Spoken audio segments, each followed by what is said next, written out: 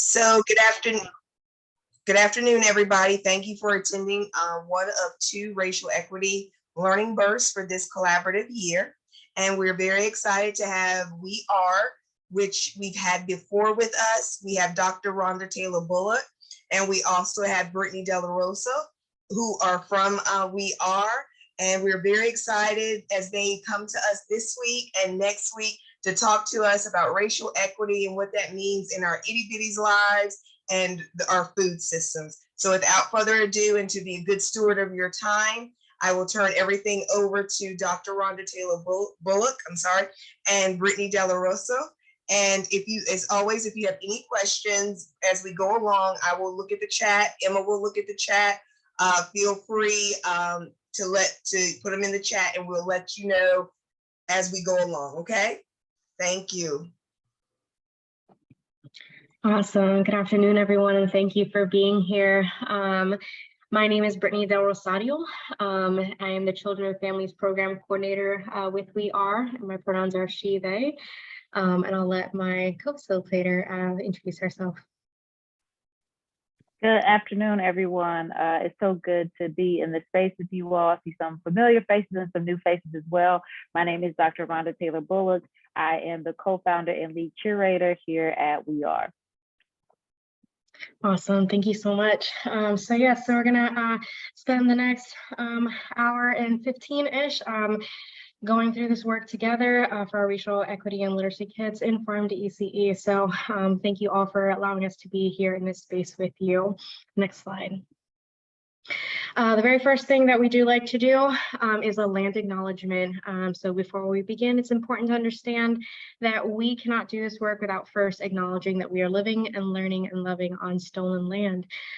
So we name the native tribes that once cared for this land to keep them alive and in the present. So in a moment, Dr. Rhonda Taylor Bullock should be inserting the link, there it is, to the Native Land Acknowledgement page. You'll find that in the chat. You can go ahead and click on it, type in your, usually you can just type in your zip code and copy and paste the names of those tribes into the chat for us so we can see where we're all hailing from. So go ahead and do that, and we'll see those hopefully popping up in the next couple seconds. So go ahead and click on the link and then put your zip code into the links box. So it kind of looks like the slide here.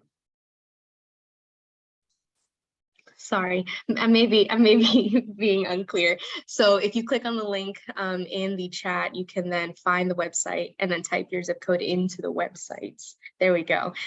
So thank you. So we have the Kohari, the Lumbee, Tuscarora areas. So type in your zip codes into the website box. Sorry for if I was unclear. And you can continue to go ahead and put those into the chat. We will continue to honor those. Please make sure you explore that website for the Native tribes that have cared for our lands. Next slide. Something else that we've been doing here at We Are, and we may not have said this before, but I forget, sometimes there's people who are working with us for the first time. So We Are is actually an acronym that stands for Working to Extend Anti-Racist Education. And so we provide anti-racism training for children, families, and educators like yourselves. And as Brittany shared with us that we're doing a Native Land Acknowledgement, we've started to incorporate also a Black Body Acknowledgement. And so we invite you to read along silently as we drop these words for you all as we're doing our Black Body Acknowledgement. So at We Are, as an organization, we acknowledge our African ancestors and hold space for those we have lost due to forced enslavement, police brutality, trauma, disproportionate access to resources, health disparities, COVID-19, and many of the systematically racist structures that exist in America. We stand with the individuals, communities, and the movements that continue to make it possible for Black people to exist, resist, and thrive. Thank y'all so much for holding that space with us.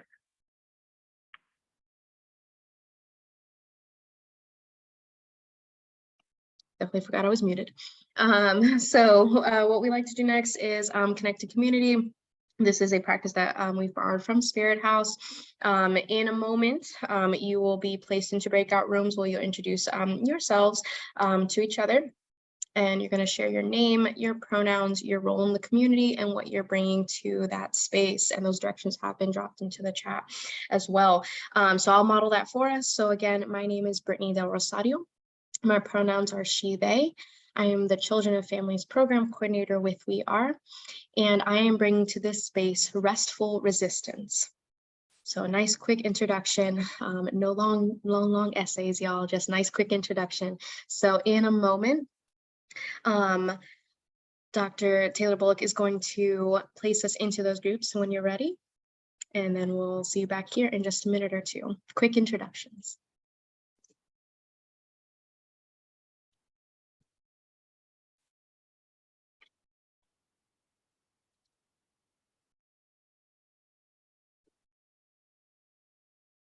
So get enjoying your rooms.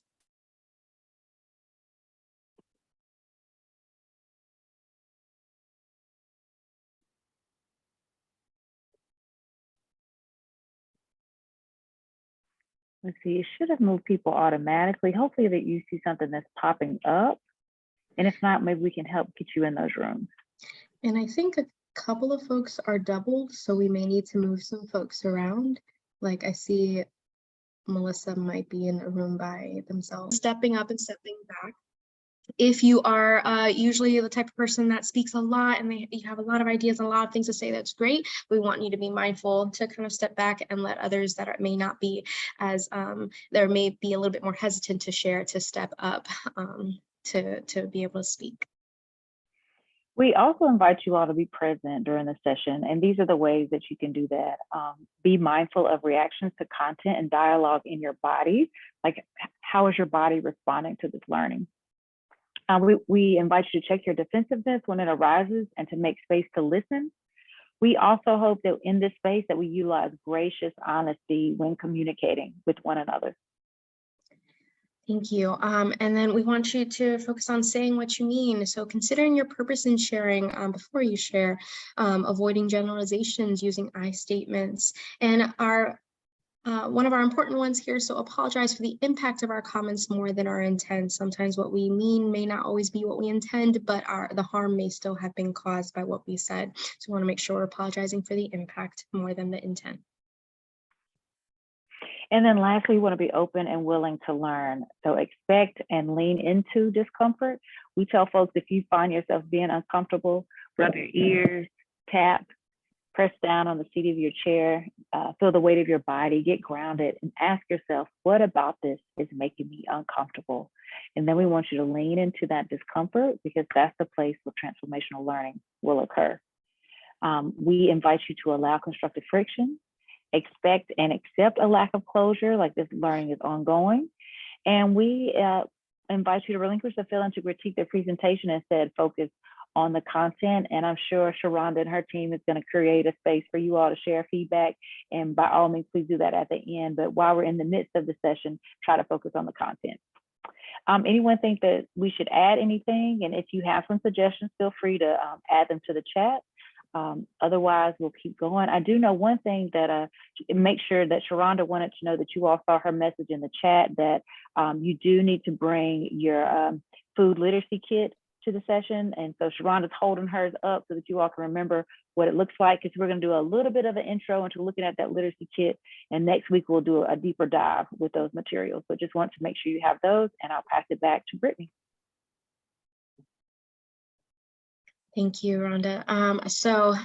Being that I may be the face that you see more often with many of these sessions, I wanted to give you a brief background about myself. In 2013, I graduated with my Bachelor of Arts in English from Chaminade University of Honolulu. I then went on to Duke University and graduated in 2014 with my Master of Arts in Teaching. I married my college sweetheart in 2014, later on in that year. and then started teaching in the Durham Public Schools area, in Southern School of Energy and Sustainability and in Northern High School for respectively about 7 or 8 years. Within that time, in 2017, I gave birth to my daughter, Kyrie, who is pictured here in the yellow, and then my son, Ezra, was born in 2021. So it's a little bit of brief background about me. Next slide. When race became real for me, this is a really important part of our stories. When I was in about first grade, there's little first grade me there, I was being picked up by my mother, who is Puerto Rican but presents as a white woman. And both my sister and I are very dark brown. When this front lady office person was signing us out, she said to my mother, "Oh, are those two little colored girls yours?" She was a white woman. My mother immediately said, yes, and we stopped off. So kind of my first experience with race and racism. In that year as well, I was doing a Mother's Day project, and we were like outlining our hands, and then we had to write in macaroni, a message to our mother, something simple. Mine said, "I love you, mommy," M-A-M-I, because we're Latino, Puerto Rican, and Cuban. That's how we say and spell mommy in our culture. I was then told that it was wrong by my white teacher and the white teaching assistant, and that it needed to be spelled correctly. I then said, "No, that's how we spell it."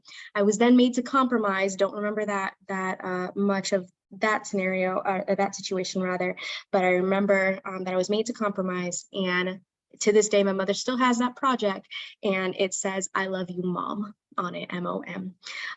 So my very first experiences with race and racism came at a very early age. That second picture is actually when I was in second grade, and very briefly, I remember a moment where I was standing with a group of my friends. I went to a predominantly white Catholic school, and they held their arms up against mine and said, "Why are you darker?" And I don't know why I was darker. I just was. But again, another kind of cognizant moment of, wow, yeah, I am different and I don't know why. So very young ages. So important work that we're doing here with our babies, because they're experiencing it very, very early on. So thank you for listening to that very brief story of when race became real for me. Brittany, thank you for sharing those stories. And you all will know that we want to share with you all that we believe our stories are what connect us. Our stories help us to build community, to build empathy, and our stories change barriers. They challenge stereotypes and stereotypical beliefs. And so we definitely believe in storytelling, and especially centering those of us who have been pushed to the margins, and centering our stories as a part of these experiences and the work that we do.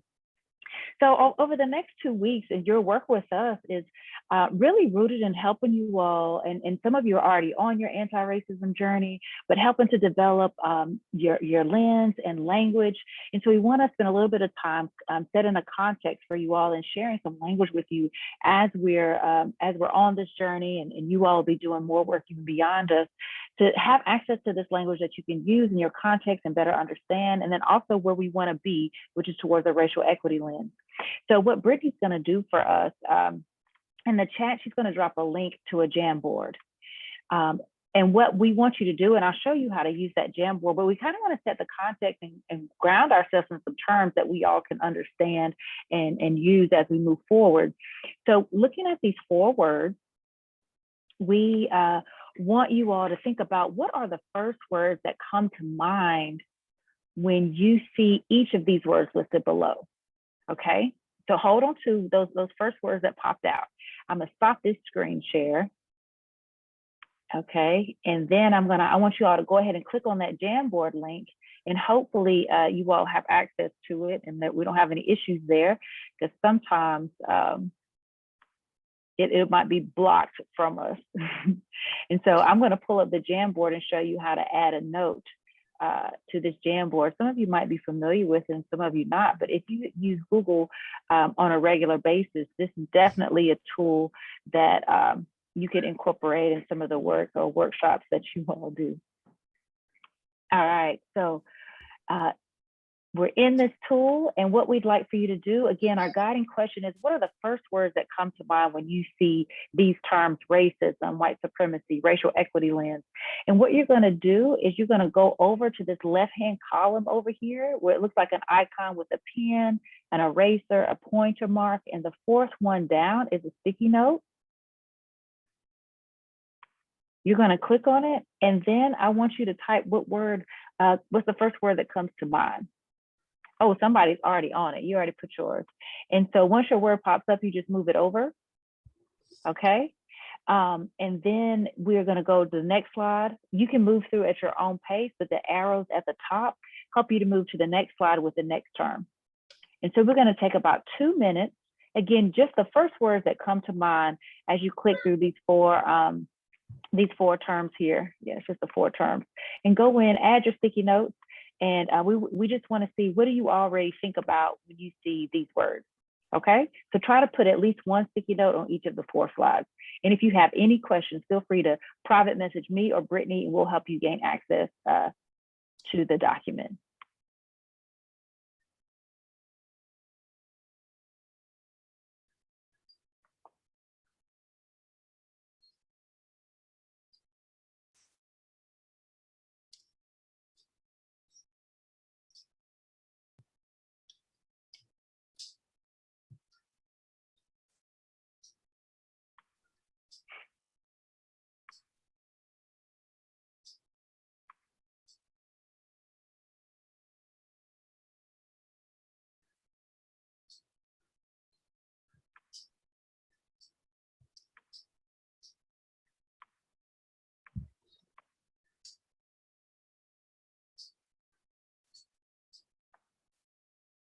Going to take about another 60 seconds. So if you've done racism, if you hit the arrow at the top, you can scroll over to see the other terms. Yes, we see people already up there.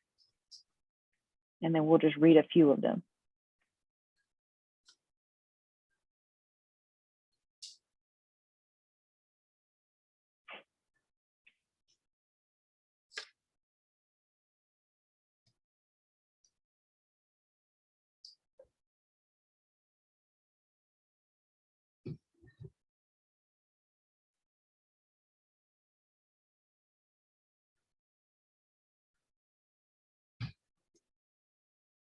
All right, you all can keep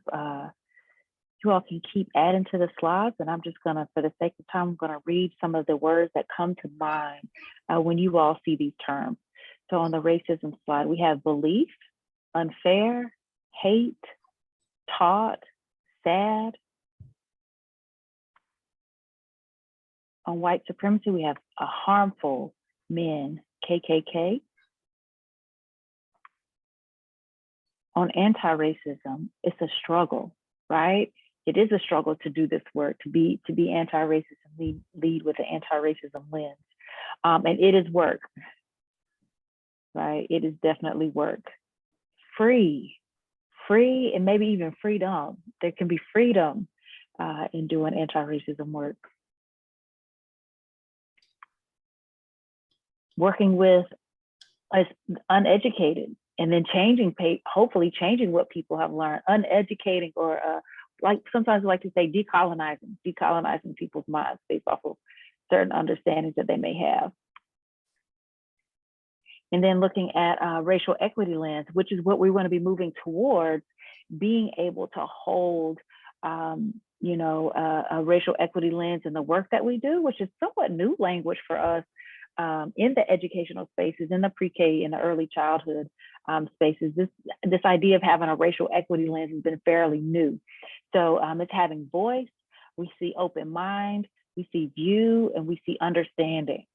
Good. So it sounds like we have, some different terms that come to mind as we reflect on these words. And so what we're now going to do is we're going to go back to our PowerPoint. See if I did that right. So stop that share, and I'll start a new share. And we're going to share with you all our definitions of these terms. Okay. We will be sharing this PowerPoint with you all afterwards. So you can. I'm the type of learner that even if you share a PowerPoint with me, I still got to write it myself because that's just how I learn. Like I have to be physically involved in the learning process. So I just say that to say you don't have to rush and write them all down, but if you do like to take notes, then by all means, feel free to do that. So this is how, when we use this terminology, this is what we mean. When we talk about racism, we're thinking about racism as a social and institutional power plus race prejudice. It's a system of advantage based on race.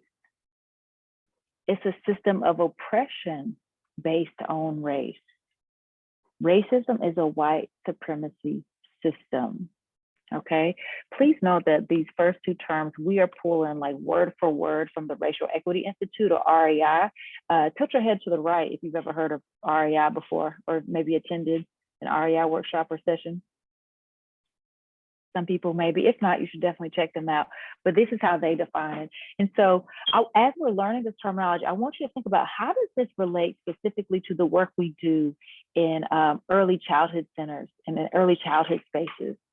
Right? Think about, how does this come into play when we're thinking about food access, food justice, right? Because that's a very specific context that you all are working in. And how does racism play a part in that very specific context where you all are working? I always think it's important to say that for those of us who identify as people of color, we can be biased, we can be prejudiced, we can be bigoted, but inherent in racism is institutional power. And so for those of us who identify as people of color, we do not have access to the social institutional power to leverage racism in a systematic way. By and large, in our country, for those who identify as white, you have to be being white and being the beneficiaries of whiteness and some of this institutional power. That is how racism functions. And it's important to understand that there's power differentials between being racist and being connected to institutional power, and then just being biased, right? Because there's power differentials there. REI defines white supremacy as the idea that white people, their ideas, their thoughts, beliefs, and actions are superior to people of color in their ideas, thoughts, beliefs, and actions.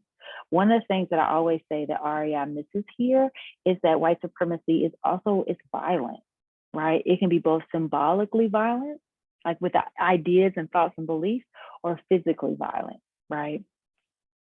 And then down here at the bottom, number 3, anti-racism. And this is, of course, what we want to build towards. We want to be disruptive. And these are the thoughts, actions, beliefs, laws, and policies that actively fight against individual and systemic racism. And that's what we hope that you all will be in your early childhood spaces, like leading with an anti-racism framework. And so sometimes people might ask, what does that look like? How do you do that? And so we always like to talk about asking questions to better understand, like, how do we show up differently? And so we hope that you all, and many of you have been on this journey. For some of you, this might be your day one exposure here, but we want you to have a racial equity lens. And that's one of the ways we're moving towards an anti-racism framework, and how we show up with children, and thinking about food and access and laws and policies that create food apartheid in certain areas, or that makes farming low-wage work versus some other type of wage earning salaries. So when you have a racial equity lens, it's a way of thinking about, reflecting upon, paying attention to the way that race, racism, white supremacy interacts with power. And it's very important that you understand that power is going to be present in that situation. It's having a racial equity lens is understanding that race exists whether or not you're in multiracial spaces, and that race is ever present. And so Brittany and I are going to go back and forth a little bit right here, just imposing some of these questions to break up some of my talk time too.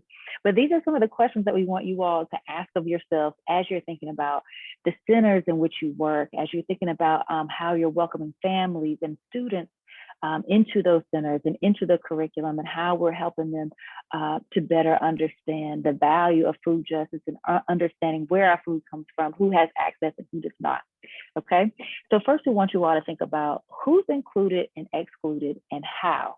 How are people included into our settings? How are they excluded, right? Who's included and excluded and how? I also want to think about what role is race playing in the situation. Again, looking at the bottom of the racial equity lens definition, race is ever present. So what role is it playing in this situation? Mm-hmm. And then how is race connected to power in this situation?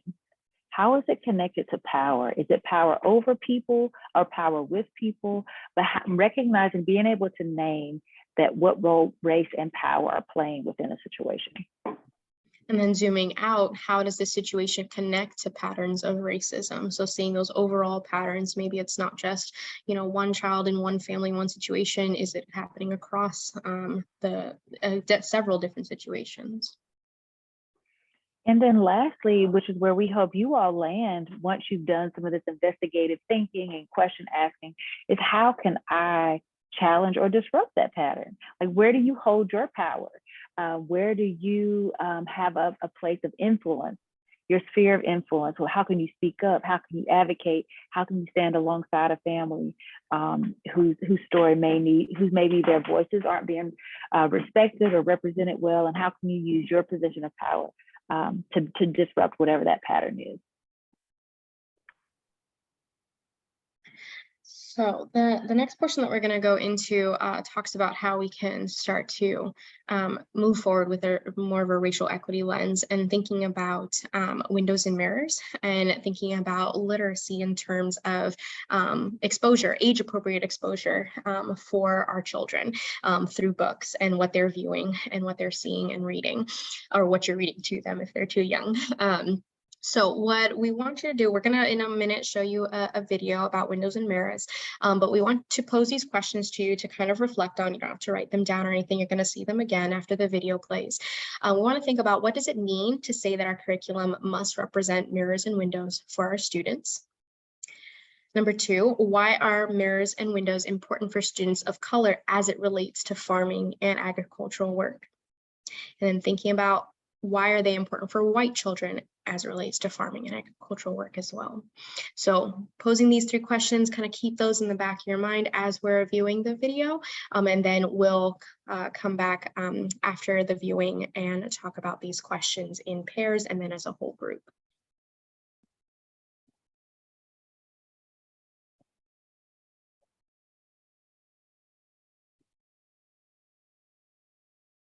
Please let us know if you can't hear or see like it. Natalie, and she didn't have a daddy of her own. This made Grace sad for 2 reasons. She didn't like Natalie, and she didn't have a daddy of her own. Is he clear? Grace felt less and less like being the pink and floaty kind of princess. She couldn't imagine me.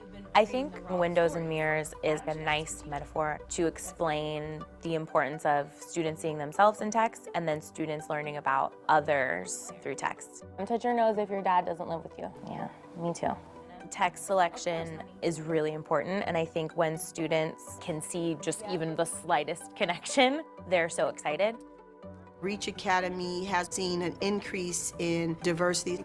We're seeing students from all over the world. Many of our families have been impacted by trauma. We need high-quality teachers in Title I schools that really believe in our children and their capacity to learn and not just look through a deficit lens. I've known I wanted to be a teacher since I was in 2nd grade. For me, I wanted to be that teacher who looked like my students, who understood the struggle of what it means to be a smart little Black girl. When I was little, I loved to read. As I got older, I wanted to see myself reflected in stories because I started to become more aware of my own identity. So our question this morning is, what is your favorite book that we've read this year and why? The Flower's Beautiful Daughter, because it made me learn about new cultures. My favorite book is Crown because I can relate to it. Okay, mi favorito libro es el. So many of our families, they feel invisible in this society. They haven't been seen. They haven't had a voice. And how do we ensure when they walk through the doors of Reach Academy that they feel like they are somebody, that they are important?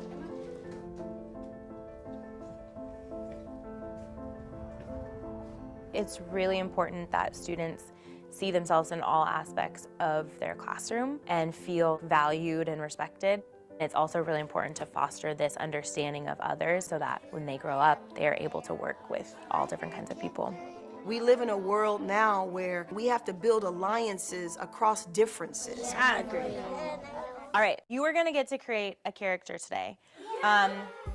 Somebody that you wish was in a story. So what is their hair like? Is it like yours or is it different than yours? When I first came to this school, I didn't have any friends, and I wanna make her just like me. Okay, so maybe one of the reasons why I love teaching is watching those aha moments in students. Sometimes it's just watching them get excited about something. It's really heartening to see students who may be judged for so many things be these brilliant little people who are gonna one day run the world. I want this character to exist because I want a character to be like me because I'm smart and brilliant and awesome.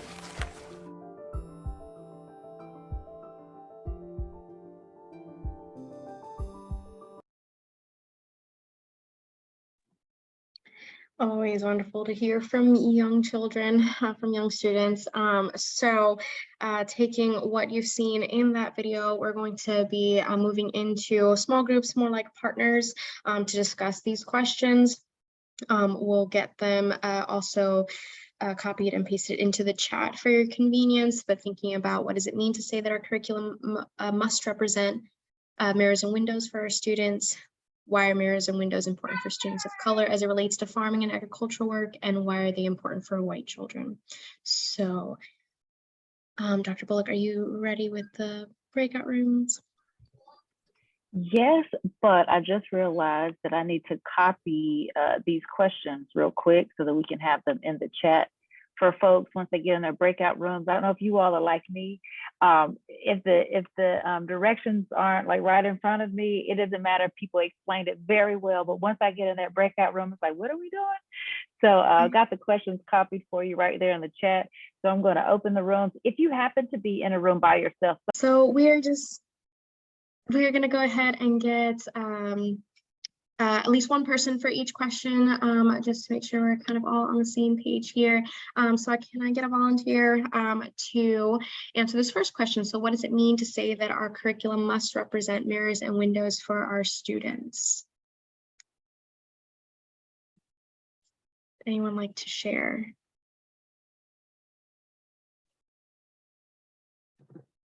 I would. Thank you, Barbara. I feel like it means that we need to make sure we have, like in our book center, that we need to have books that are represented by all races and also the authors. I learned this last year in one of the trainings, which I never really thought about. And my school agers went around and we pulled all the cultural books and we looked at the authors. And I guess I was just thinking, like, if it was a book about a little Chinese girl, it must be written by a Chinese author, but in most cases it was not. So I just think, you need to look not only at the different books, but authors too of the books. Yeah, definitely. Thank you, Barbara, for sharing. Yeah, definitely that authenticity in the writing. It doesn't mean that people of different cultures can't write about different cultures, or cultures that are different from their own, but we want to make sure that they're authentically representing the culture, as well as making sure that we're also highlighting those authors of different cultures and races as well. Thank you. So let's move on to our second question then. So why are mirrors and windows important for students of color as it relates to farming and agricultural work? So kind of putting it back into your context. So why is it important for students of color?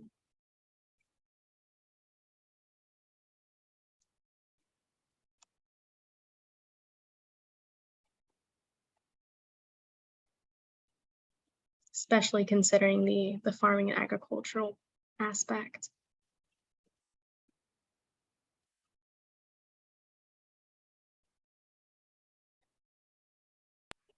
Feel free to type in the chat as well. Everyone isn't as comfortable unmuting and being on camera, but feel free to add a response in the chat as well if you don't want to unmute. Definitely. Thank you for that.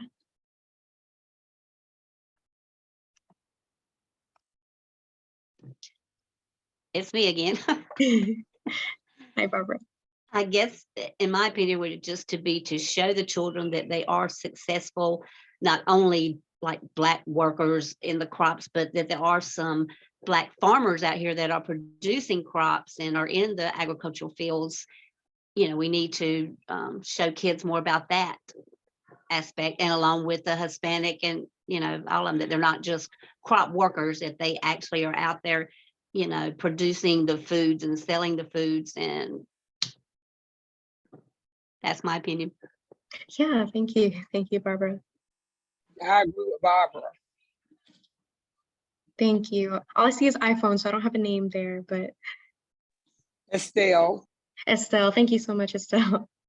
Yes, definitely giving that representation, showing who's handling their food, who's growing their food, who's putting that into the market as well, and learning about it, and you know how they can use their own their hands to grow their own food as well. Dr. Bullock, any thoughts there? No pressure. No, I was just going to say that some of you may be familiar with, you know, some of the local Black-owned farms, Sankofa Farms, out of, what is that? The town just is right outside of Durham. It's not Efland, is it? Maybe, but there's Sankofa Farms and UCAN Farms, but other farms that we can make visible, because sometimes kids, you know, we don't think about how did the food get in front of us, right? And so some of that work is made invisible, and but it just helps to humanize that work, and also to help children to see not only as farm workers, but also owning farms, right? And being the leaders in that space, and being the business people behind some of the agricultural work as well. Sometimes you have to see it for yourself to believe that you can be in those roles. Yeah, definitely. And then lastly, our last question. So why are they important for white children again, as it relates to farming and agricultural work? Why are mirrors and windows important, I should say?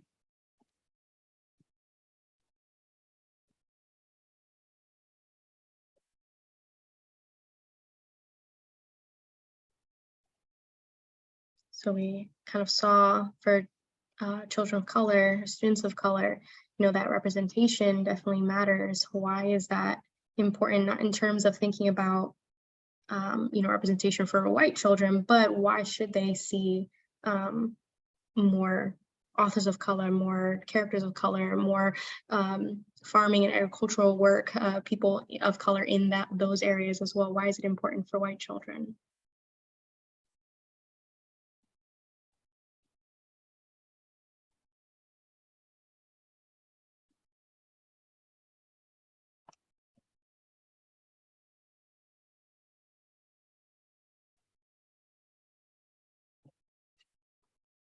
Don't be shy.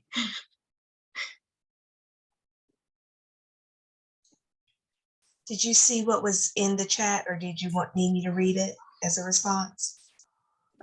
Who's Rochelle's that you? This is Sharonda.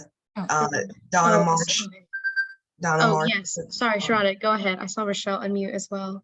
She put, everyone needs to be included, feel like their race, color, religion, sex is shown in a positive light. Yes, definitely. Very true. Thank you, Sharonda. I did see Sherelle unmute. Rochelle, sorry. Yeah, sorry.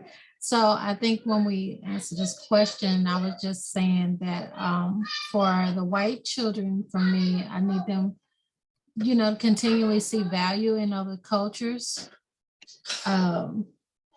What that culture brings to whatever we're talking about, what the history is for that, and just a different way of looking at it. Because sometimes I've learned that children only have been with one culture for like their whole life, you know, and so exposing them to the importance of just knowing the other children's value, just that they're going to be, they have chances to be successful, you know, all the things that they can bring to the table as just who they are and their experiences. So I think that's how I answered it anyway. Yeah, thank you so much for that response, Rochelle. I think it's so important, especially even considering in my mind with farming, agricultural, food in general, like thinking of the value, like you said, other cultures bring with food. So much of different cultures, every culture is kind of centered around food and how that can differ between cultures. I think that's it's really beautiful and it's really I think a good point to highlight for children to not just see one type of way that food is created or eaten or made, but to see it in many different lights. And one thing that I had even learned kind of earlier this year was thinking about the idea of teaching kids like not to yuck other people's yums, right? Like, you know, in terms of thinking about food and you know, how that I wish that would have been a statement that my peers would have learned, because I definitely experienced people yucking my yums. And so kind of thinking about that as well, the value, like you said, Rochelle, that other cultures can bring with food, definitely. Thank you so much for your thoughtful responses, and I hope they continue to reflect on those questions in your context and thinking about windows and mirrors and how we're incorporating that into your curriculum for your young ones. And so now we're going to transition just a little bit. So what we've kind of done is like grounded us in some storytelling, some terminology of setting a context of like bringing a racial equity lens and component into the work that we do in farm to early care and education. And so we know that it's been, Sharonda, I got to check with Caroline, and I was telling her, you know, the last time I was with you all to do literacy boxes in person was in 2019. And so for the, you know, for years now, the Farm to ECE Collaborative has been, you know, modeling really some of the terminology and trying to live out what it looks like to present windows and mirrors to kids and to have those authentic experiences. And so we kind of worked together. I mean, they did a lot of the heavy work, but we kind of co-created these ideas of having these literacy boxes that we could use and as resources within you know, you all's local centers and in the context. And so we wanted to spend a little bit of time just going over the things that you should be able to find in your literacy box. And I think maybe one of these books we did not include, that Caroline said that maybe we couldn't find it. It might have been Many Beans, but I think one of the books might not be in here. And this is something that we had used last time. But we did want you all to know that within your literacy boxes, you all have two puppets, and they should represent loosely, you know, two different racial identities. And if not, that's okay if you have two of the same identities, but you should have two puppets within your literacy box. Next week, we will model how to use those, one way that you could use those puppets to help create and generate inclusive spaces in the centers. You will have either 3 or 4 books within your toolkit. One Hen, the mangrove tree, and all of these are connected to food or farming, that's in a book that's appropriate for your pre-K centers. Many Beans might be one, and yes, the mangrove tree. Yes, thank you, Sharonda, for modeling for us. And Los Campesinos is another book. And so you all have these, we did have Many Beans. Caroline wasn't sure, so you were able to find Many Beans that helps with counting.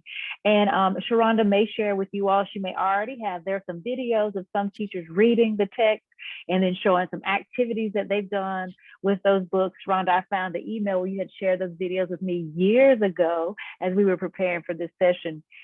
We also want you all to know that within that, and Barbara, you made this educator's heart, I think it was Barbara, and if it wasn't Barbara, correct me, but you made this educator's heart feel good when you talked about what you learned before and thinking about the authors, and not just having the books, but the authors of the book. And so within that toolkit, you have a checklist for selecting materials. And if you have it in front of you, and if not, you may have to look at it later, but I believe some of these materials are still on the website too. And so there's a checklist for selecting materials. And what we like to share with people is, you know, just because a book is on a recommended reading list, it doesn't necessarily mean that it is a culturally inclusive book. And one of the items on that checklist for selecting materials is to check and see if it's a culturally authentic text. And that means does the race and ethnicity of the author align with the race and ethnicity of the characters within the book? If they do align, that's a culturally authentic text. Now, as Brittany shared earlier, that doesn't mean that they always have to align. And it doesn't mean, because historically, white people have had access to being able to write and publish books in ways that people of color haven't. Go back to racism, right, and white supremacy. There's some other reasons why that was the case. And so sometimes when white people would write about other cultures, indigenous people or Black people, Latina people, Latinx people, they would bring in stereotypes. And that's why we have to be intentional about checking to make sure if the books are not culturally authentic, is the author using stereotypes, stereotypical imagery, or stereotypical storylines to represent those other cultures. Sometimes that doesn't always happen. And actually, the book we're going to look at today, it is written by a white author about African man from Ghana, a Ghanaian. But she did a lot of groundwork to write that story, so it's not like the man is not being objectified within the text. And then you all have an article. It's called Using Persona Dolls, and that's going to connect back to the puppets. And also it's going to connect back to some of the homework that we have for you all and the work that you all will do next week. And then lastly, you all should have a graphic within your toolkit that says they're not too young to talk about race. And it walks through the stages as early as its pre-K ages, actually from birth, it starts at birth, and then goes through and provides research that supports how children are making sense of race and racism from early ages, and that the importance and the value of having these race-based conversations with children, that they matter, and that they can change whether or not a child holds a bias or a belief about someone in as little as a week. And intentional instruction in creating these spaces, utilizing windows and mirrors within your classrooms. These are ways that we can be disruptive and help children develop healthy racial identities and to build relationships with people from whom they are different. So this is just a high level overview of those materials that are in your toolkit. Again, next week, we're gonna go a little bit deeper into how to use those puppets and thinking about that Persona Dolls article, and we're gonna model an activity with you. In the time that we have left now, though, we did wanna show you just a high level example of how you can, bring that racial equity lens, be thinking about how can I incorporate windows and mirrors within the classroom and how we're teaching with children. So one of the books that you all have is called One Hen, How One Small Loan Made a Big Difference. And so one of our recommendations is that when you're reading books, to share a picture of the book and also share a picture of the author. As I said before, this book takes place in Ghana. The context is in Ghana. So clearly our author here, Katie Smith Milway, this is not a culturally authentic text. However, she did a lot of work and research and working within getting some background information so that her text does not embody stereotypical imagery or a stereotypical storyline.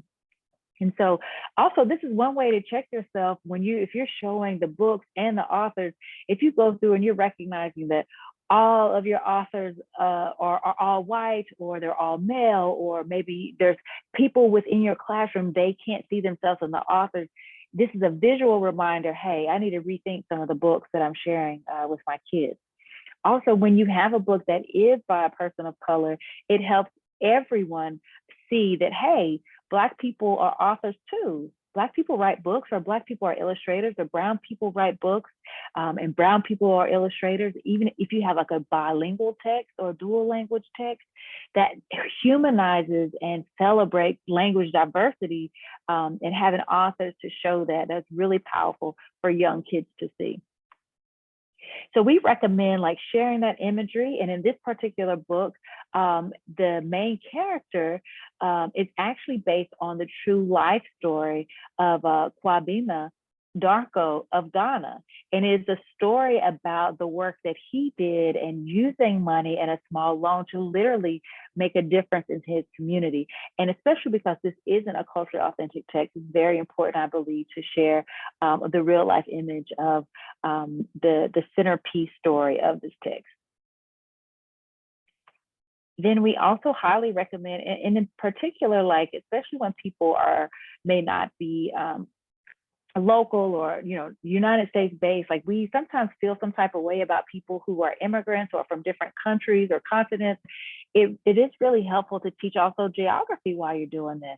We recommend pulling in images. So for example, we have the Ghanaian flag here.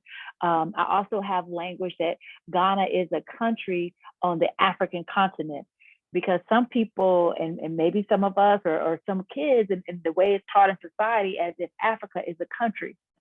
And Africa is not a country. Africa is a continent made up of many countries. And so this is like a way that even at pre-K, you're dropping that seed that Ghana is a country within the continent of Africa. And then you can have kids go up to the map and try to guess where they think Ghana is. Some of them might know where Ghana is. But again, we're creating inclusivity within the classroom and helping to build an appreciation for people outside of the United States, which we know is an issue of racism that we have here in our country. And uplifting from the chat, sing to the farmer in the dale, the author writes the books, Hi Ho Librario. So other different types of illustrators and suggestions that Donna has dropped in the chat.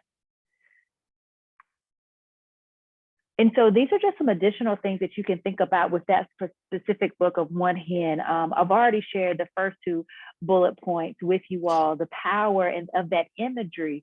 And Brittany, feel free to hop in at any point you want to add something in. But the power of having that imagery and the pictures of the authors and the illustrators, it really matters in humanizing people and creating that windows and mirrors effect as well.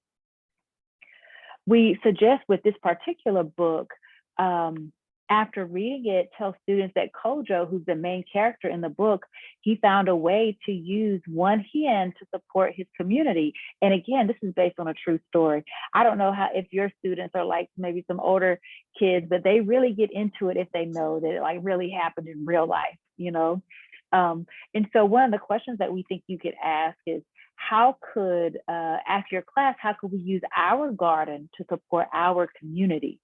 And so now you're helping them to make a connection with the text and then make it really relevant to them, because we know that you all are getting support and growing and starting your own gardens in the pre-K centers. And so this is a way to connect the text to like you all's lived experience. Other suggestions include like have students color a map of Africa where Ghana is clearly labeled. Again, exposing them to different cultures. And then one last thing that we have here as a suggestion, and of course, anything that we share with you all as ways that you can incorporate your literacy toolkit or incorporate One Hen within your centers, these are just suggestions, right? And you can take this and make it whatever you want to make it. And revise it or add on to it. But these are just some ideas of what it could look like as you all are working with your kids. And so we did find, and I'm going to have Brittany, she's going to drop a link in the chat to a lesson plan that goes along with One Hen, and it kind of furthers this idea of giving back and just incorporating, some of the main themes of the book. So I'm going to click on it, and Brittany's dropping it in the chat for us to look at. And it should pop up. My internet, I might have too many tabs open, so it might take a little second for the PDF to load.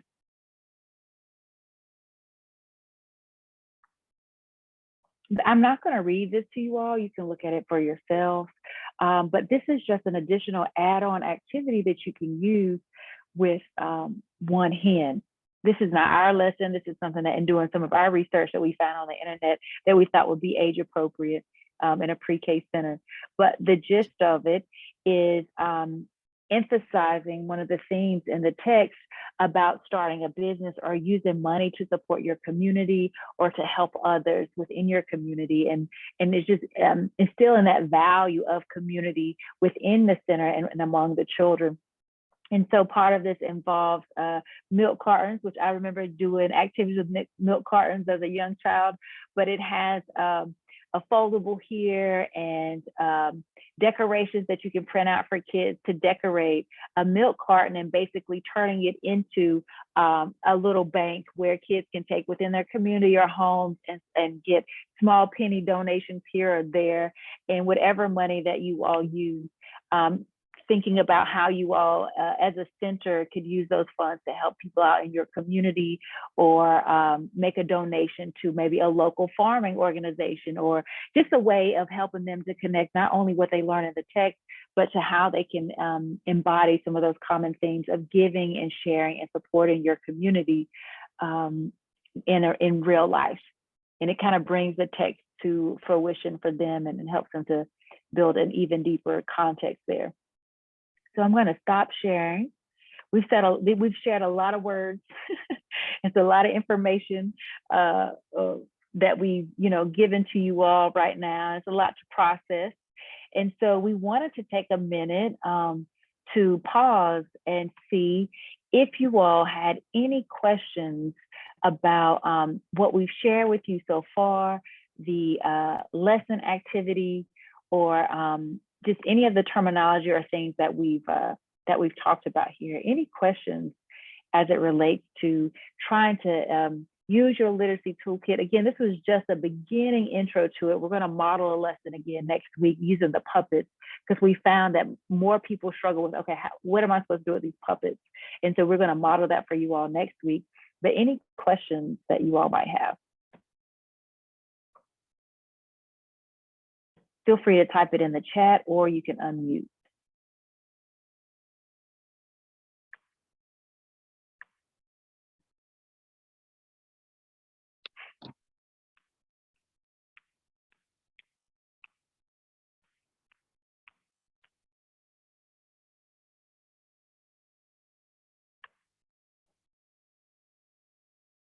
Thank you, Charlotte. She said, no questions, but this has been an awesome session.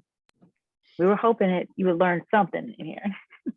And of course, if you do end up having any questions, you feel free to write them down, ask them at the next session, and I'm sure you can get in contact with Sharonda to, write down those questions or keep those questions safe, right? So it's okay if you don't have questions right at this moment.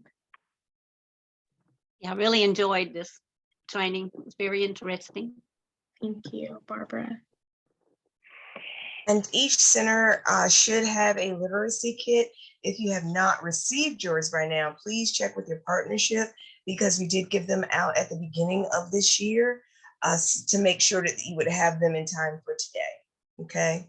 Or let me know, and we will try to make sure that we try to get something to you by next week, okay?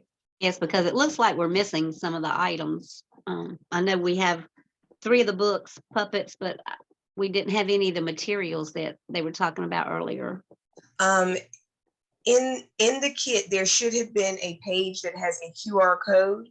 Okay. And when you scan that QR code, it takes you to a folder that has all of the information in it. Okay, that's where it's at. Okay, thank you.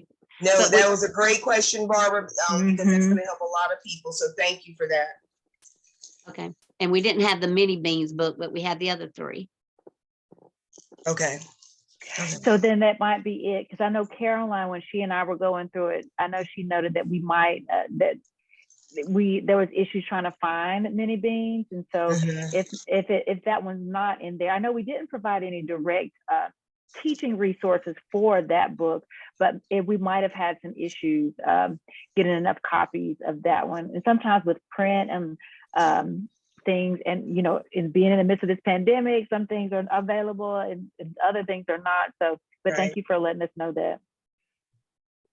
Welcome. All right, and so as Brittany said, if you may have some questions that come up later, like this was a lot of information heavy this time, and so if you something arises after you're going through your kit, or you can't find something, as Barbara asked her question here, and thank you, Sharonda, for clarifying that, feel free to send those emails. But we will be back with you all next week. And so we do have a little bit of a homework assignment, not too much work though. We would just like for you all to read that article using persona dolls. It's not that long, but it's very interesting. I think you will, have some questions as you're reading through that article. So read it so you can better understand what persona dolls are, You have puppets, which is a little different, but again, we're going to model ways that you can use the puppets and role playing with the puppets in your classroom. And so as you're reading, we just want you to think about, and maybe you can jot these down, what questions do you have about using persona dolls in your classroom? And we want you all to be real. You know, ask us real questions. Like, do you really think you can use persona dolls? Like, ask us the questions that you are having. You will not hurt our feelings. No question, you know, all questions are welcome. And even skepticism. If you have skepticism, please put a question connected to that, or even just share that comment with us. Jot those down, because we want to hear, because we do believe that these can be a powerful tool for you all in creating inclusive classrooms and helping children to see themselves, see others, build empathy, which we know these are important skills for our young children to start developing at a young age. We also want you to think about, what are some pitfalls educators should avoid when trying to use these persona dolls or trying to use the puppets? Like, I want you to think about, go back to our reflective questions that we shared earlier, and Brittany dropped a link in the chat so you can have access to those, the PowerPoint and documents and things. I think, or I might have made that up. We'll get the, if we don't have it, we'll get it, we'll send it to Sharonda so that you all can have these with those reflective questions in it. But think about, you know, how, you know, we could mess up, we could make mistakes or things in trying to represent some stories or use the puppets, especially because they do have like brown skin or white skin. So you want to be thoughtful. So what are some pitfalls educators should avoid? Okay, so that's what we have for you all for homework going into next week. And then I'll pass it to Brittany to close us out. Thank you, Rhonda. So with our last few minutes here, we want you to, in the chat, answer the following question. So what are you taking with you? If you feel comfortable unmuting, that's totally fine, but we would like to hear from each of you in the chat. What are you taking with you from this session as you leave today? So what are you taking with you? So hopefully we'll see those start coming up. Thank you, Rochelle, for being our first one. So hope, definitely. It could be one word, it can be a statement. What are you taking with you today?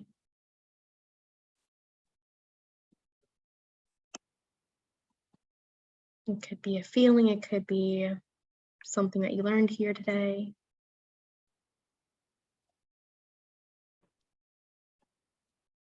Think of this as your like little exit ticket.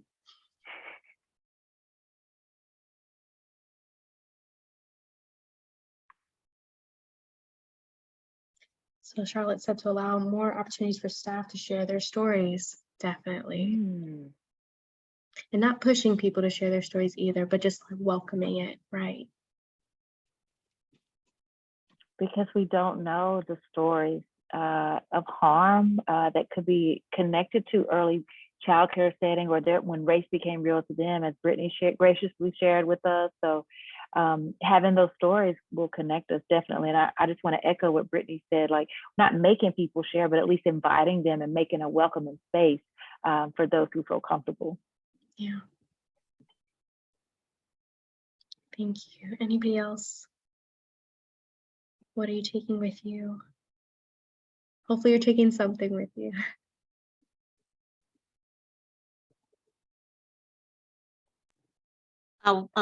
Just to look at my classrooms here at the daycare center differently, to see if we do need to add some more things, take some things down, talking with the teachers, see if they, you know, maybe need a few things that they don't have, and sharing this information with them.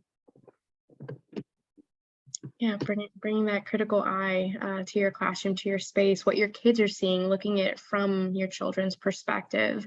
What are they seeing and what are they not seeing, and what do you need to include or take down, like you said, Barbara. Thank you for that. All right, well, I do believe in ending on time. So thank you all so much for allowing us again to be in this space with you, and for learning and growing with us. Again, if you do have any questions between now and next week, feel free to reach out to Sharonda or to one of us as well. Please make sure that you are doing your homework and coming with any questions that you may have about the Using Persona Dolls article. Rhonda, any last words, or Sharonda? I'm good. Thank y'all so much for this time. We're looking forward to see you next week, and I'll pass it to you, Sharonda. Well, I just want to say thank you to both of you again for starting the conversation with us today and coming back next week as well. I know that, this is a sensitive topic as we had respect for everyone, but I am that educator that I had to hold restraint and not call people by name to get information out of you because I'm that old school type trainer. But so I hope next week we do have a little bit more conversation so that we can really just open it up and figure out how we can go forward together and teach our children, our babies, because that's what it's all about, helping to make that change. And it starts with us because we've chosen to be those early educators. So I thank you. Any questions, please send them to me. Send them to Caroline, Emma. We'll make sure that they get where they need to go. Don't forget your kits. And if you have not received one, please let us know because Emma, I know, and myself made sure that every partnership when we started this had their kits. So you should have one by now, okay?